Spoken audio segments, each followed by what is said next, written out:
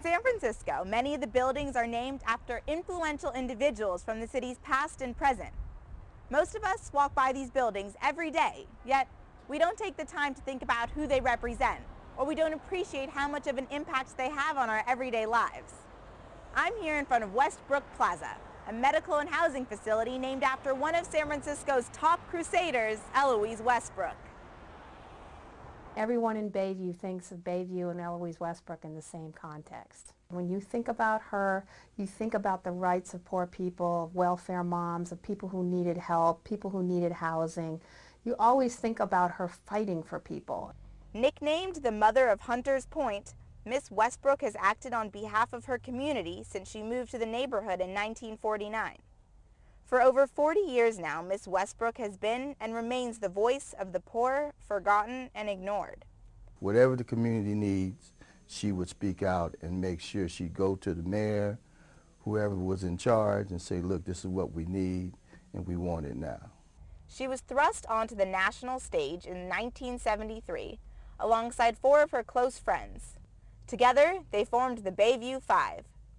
When San Francisco city officials failed to get the release of federal funds allocated to tear down the old barracks at Hunters Point and build new housing, the young women set their sights on the nation's capital. They, as a group, went to Washington, D.C., and they advocated for housing.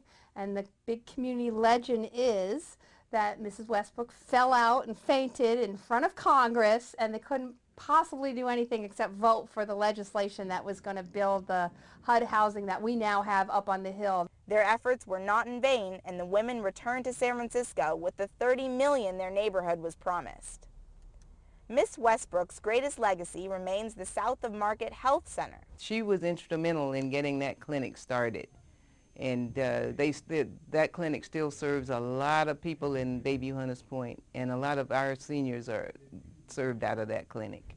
The center honors Miss Westbrook's vision of affordable health care and affordable housing for all. A lot of the community activism around here is really based on Miss Westbrook being willing to speak up, and she spoke up for people who wouldn't speak up. People would come to her because they knew she would say something, and she would advocate for them, and she's always been an advocate for people who can't speak up. And the Eloise Westbrooks are, frail or gone, so we have to take on what she's given us, and that is a strong legacy of advocacy.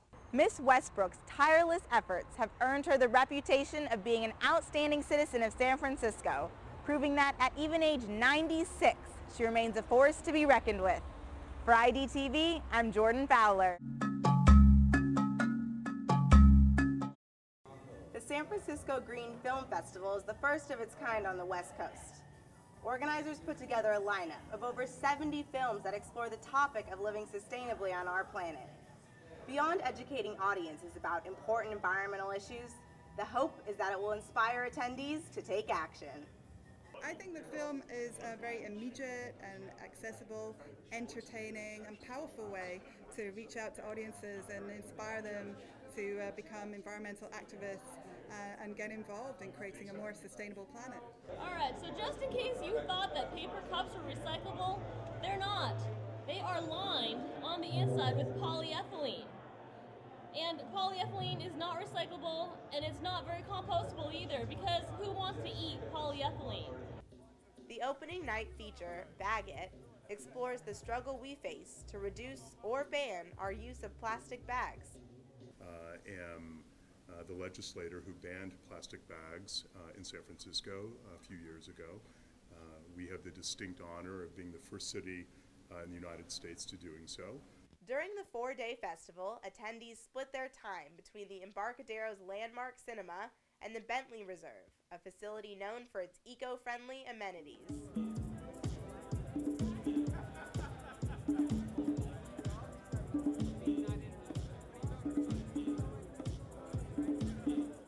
After the screening, guests were led to the Bentley Reserve for a green carpet gala and celebration, concluding opening night ceremonies.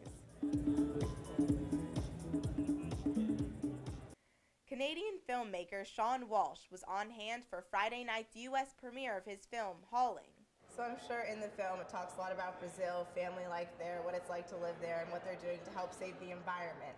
But how can your film be used as an educational tool for high school students, college students, parents, even younger kids in elementary school. Right. Well, you know, in Brazil, we're receiving a lot of requests from schools, in particular, that want to show the film to their teachers that want to show the film to their students. And so it's just about, it's sort of a grassroots movement. It's word of mouth.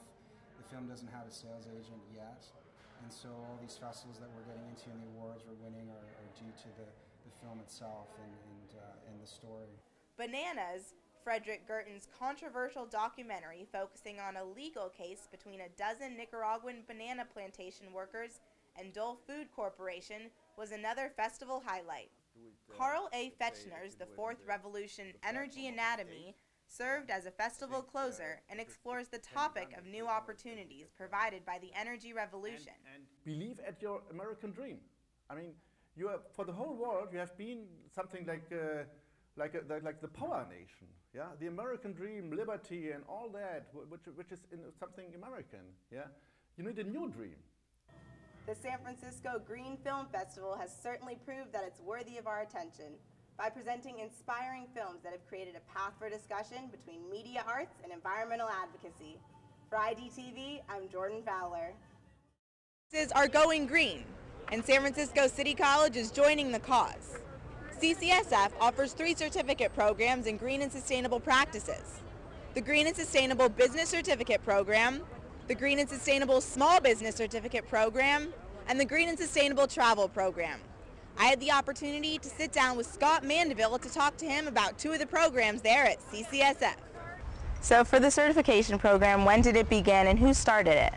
The program started about 3 years ago with a grant from PG&E that was gotten by Stephen Glick, the former dean of the College of Business. To complete the certificate, you need to complete 5 classes.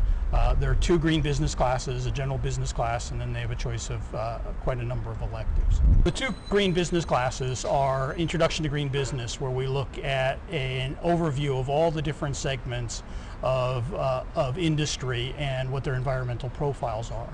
And then the second class is Green and Sustainable Organizational Practices, where we kind of look internally, department by department within a company. For students like Sunny Shao and Jenna Mixon, the program is about getting the training they need for the jobs of the future. I have a lot of friends that are actually in the green energy field, and during the economic downturn, they were still making tons of money and their businesses were actually growing, and I was like, wow, I really need to get into that. So in terms of your future, you are a student, you are learning about the green industry, and you want to get involved. So where do you see yourself in the future?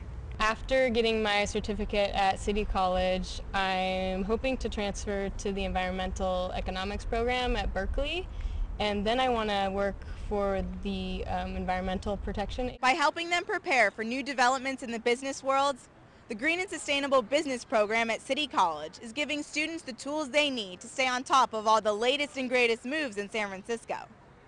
With our city's reputation as the center of the green universe, it is no wonder that students are taking such interest in such important programs. For IDTV, I'm Jordan-Fowler.